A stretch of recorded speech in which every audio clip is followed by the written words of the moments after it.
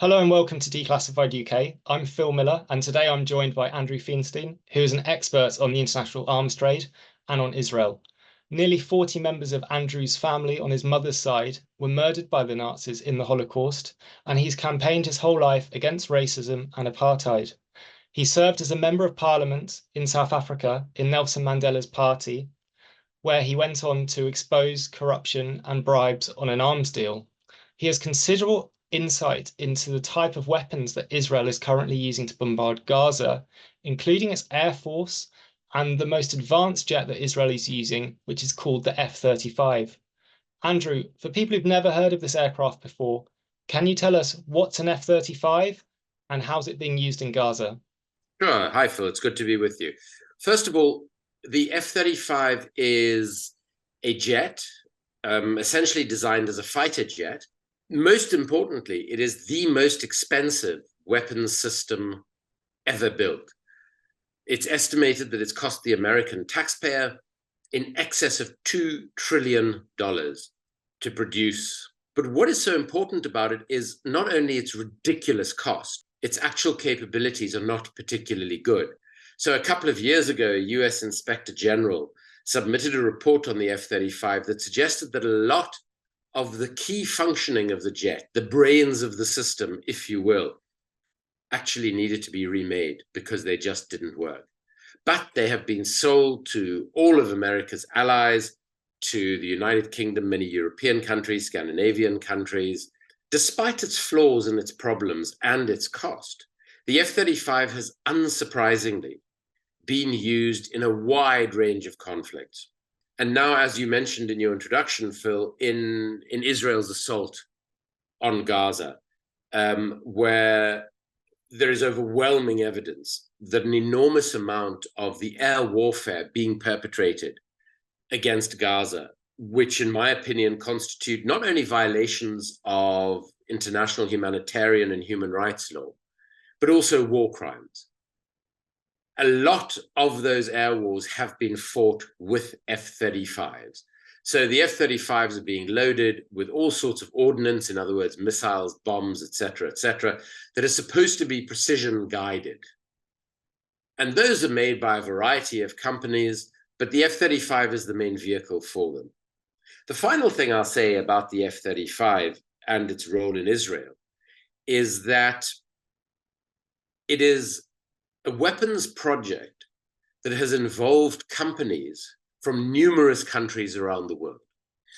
So there are British companies that provide absolutely essential parts of the system. I saw this industry up close about a month before the Gaza war commenced when I went to the arms fair in London, and Lockheed Martin, the giant US company that you mentioned that manufactures the F-35, they were there with a huge stand.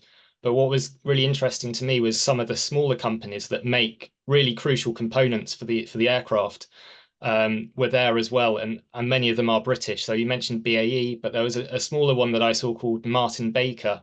It's about 100 years old. I think they turned over about £72 million profit last year. And what they make is ejection seats. And of course, in every fighter jet, that's a crucial component. And they make the one for the F-35. And just to show how important it is, actually last August, Israel's F-35 fleet was grounded for a week because a fault was found in the explosive cartridges or some component that was used for the ejection seat. So this just shows that, British companies, I think this one's based very near Heathrow Airport, they play a vital role. And there was even a case about 20 years ago where Martin Baker were supplying ejection seats for Israel's, I think, F-4 Phantom jets. And actually the Foreign Office or the Ministry of Defense here did put some kind of embargo on ejection seat components being exported to Israel for those aircraft because they had concerns about how Israel was using those aircraft against civilian targets. So even the UK government itself, which is effectively in bed with many of these arms companies, has at times recognised how complicit this business makes the UK and can put it in breach of its obligations under international humanitarian law not to export components that could be used to kill civilians. Andrew, I saw I think it was last week, that there was a whole series of protests in the UK against companies like Martin Baker, not Martin Baker itself, but could you tell us a bit more about what those protesters were doing? I mean, I think first, just to highlight the point that you made, the British companies involved in the manufacture of the F-35 and other weaponry, obviously, that's being used in Gaza by Israel. I mean, in a world order that was functioning as it should, these companies would be under enormous legal duress at the moment, with the very real possibility of facing complicity in war crimes charges. And in fact, if a country decides to invoke the Genocide Convention or to activate the Genocide Convention, it is still possible that these companies could actually face trial for complicity. And I think it's important that people understand that there are, in fact, many British companies, from the biggest, BAE Systems, to much smaller companies like you mentioned, Martin Baker and many others, who could be facing trial for international war crimes or complicity in international war crimes and violations of international humanitarian law.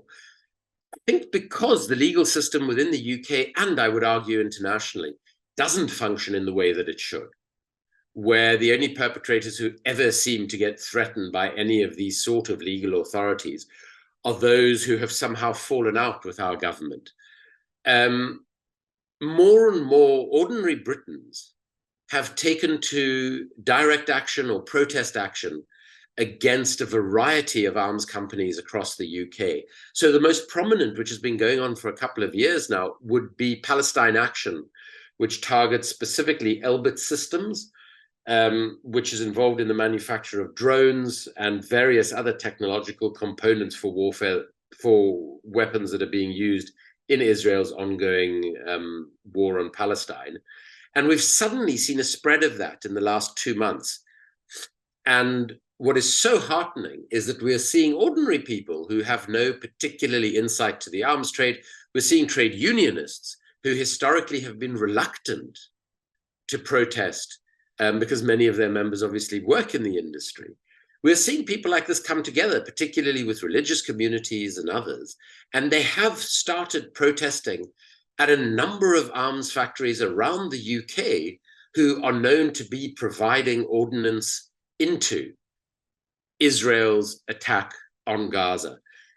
And I think this is really a reflection of the British public getting to the point of saying, well, our government is complicit in this.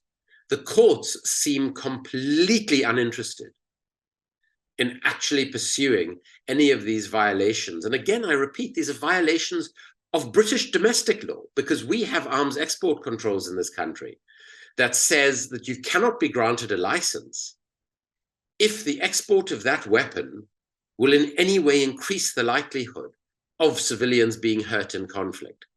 And we have been exporting at an extraordinary rate into Ukraine, into Yemen, and into Israel for years. But of course, that has intensified in recent times.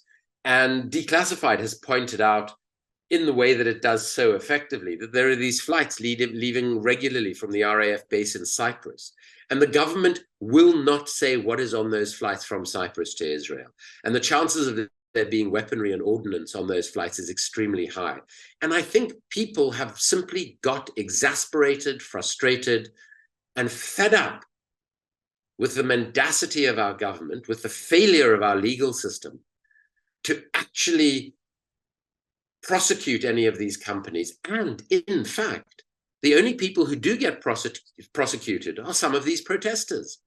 And I think it's the only very tiny silver lining of the absolutely appalling situation in Gaza and the other occupied territories, that people in many parts of the so-called Western world are seeing the extent of the depravity and mendacity of their own governments. And I certainly, being quite a lot older than you, cannot remember a time when all of our politicians, government, the opposition, and the commercial media seem so in sync with each other and so totally distant from the views of the vast majority of British people.